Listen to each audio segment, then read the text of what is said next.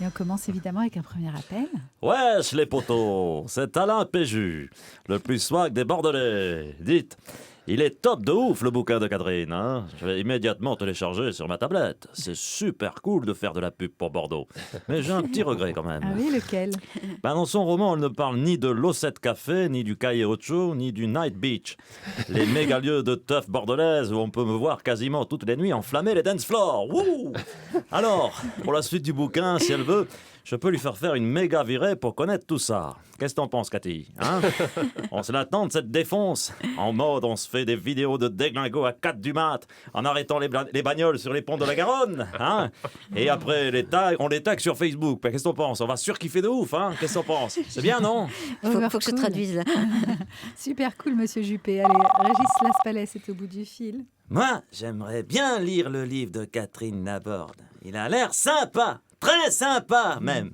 Mais je lirai pas. Mais pourquoi? Elle ne vous l'a pas offert? Si, elle me l'a offert. Mais il y a un piège. Un énorme piège. Une histoire qui se passe dans le TGV Paris-Bordeaux. Ça peut pas se traiter en 200 pages. Mais pourquoi ça? Parce qu'entre les grèves des cheminots, les caténaires qui disparaissent, les arbres dépressifs qui se jettent sous le train, et la faute n'a pas de chance, un Paris-Bordeaux en TGV, c'est minimum 18 heures de trajet. Et pour raconter ça, c'est pas un roman qu'il faut, c'est une saga en 25 volumes. Malin le Régis. Et on salue bien sûr nos amis de la SNCF. Daniel Cohn-Bendit, c'est à vous. Tu veux que je te dise, moi, ce qui me plaît chez Catherine Laborde? Hormis le fait que dans son livre, elle regrette son premier amour de jeunesse, comme moi je regrette mes premiers pavés de mai 68, c'est que si elle reste encore 20 ans sur TF1, va falloir qu'elle songe sérieusement à changer d'appellation. On peut savoir ce qui vous fait dire ça?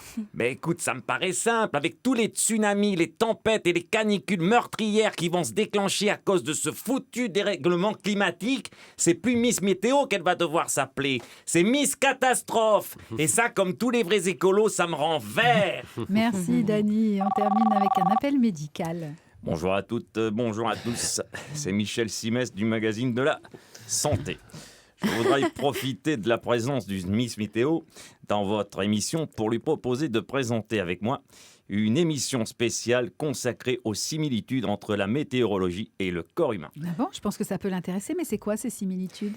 Sur le système nerveux, par exemple, des risques de dépression qui peuvent déclencher des averses de larmes passagères lorsque de gros nuages noirs viennent s'amonceler sur le moral.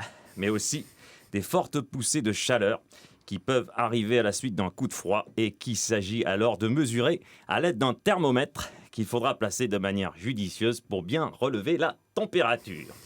Et enfin, suite à un certain nombre de flux intestinaux mal maîtrisés, des vents de force 4 peuvent déclencher des tempêtes caractérisées par de gros coups de tonnerre. Je m'arrête là, mais vous le voyez, il y a bien de quoi faire une émission de 3 heures. En effet, merci Thierry Garcia, c'était Allô les stars.